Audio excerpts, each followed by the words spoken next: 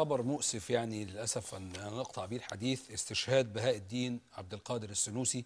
وشهرته بهاء الدين السنوسي مؤسس ربنا حزب يرحمه التيار ويغفر له. المصري، وسنه 25 سنة. استشهد في التيار اسكندرية. المصري ده الاخوان المسلمين مسقا. شباب الإخوان. شباب استشهد الاخوان. في اسكندرية في مواجهات بين الأمن والمتظاهرين، وأصيب في المواجهات دي 2، مجند من قوات الأمن المركزي ومتظاهر. صورة بهاء. دي صورة بهاء الدين السنوسي رحمة الله عليه.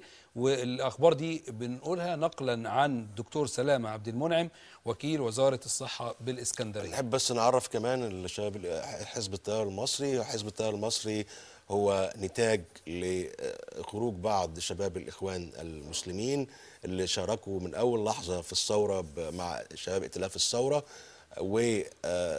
وخدوا مواقف غضب عليها جماعة الإخوان، من ضمنها على أحد المواقف الشهيرة. سيبك من موضوع أن هم نزلوا على مسؤوليتهم الشخصية في المظاهرات 25، ولكن أن هم قرروا أن هم اعترضوا على قرار الجماعة بضرورة الانضمام لحزب الحرية والعدالة، وثم ذهبوا وأسسوا مع مجموعة أخرى من النشطاء حزب مدني سموه حزب التيار المصري. والحقيقة الشباب دول من افضل الشباب اللي من شفتهم خيرة شباب مصر. نعم، رحمة الله عليه. يعني نسأل الله له الرحمة والأهل الصبر والسلوان في هذه اللحظات العصيبة، وتقديم ما زلنا بنقدم، ما زالت الثورة المصرية تقدم قرابين وشهداء. ولعلي هنا أستحضر عنوان كتبه الدكتور علاء الأسواني من حوالي شهرين لمقال بعنوان للثورة جولة أخرى.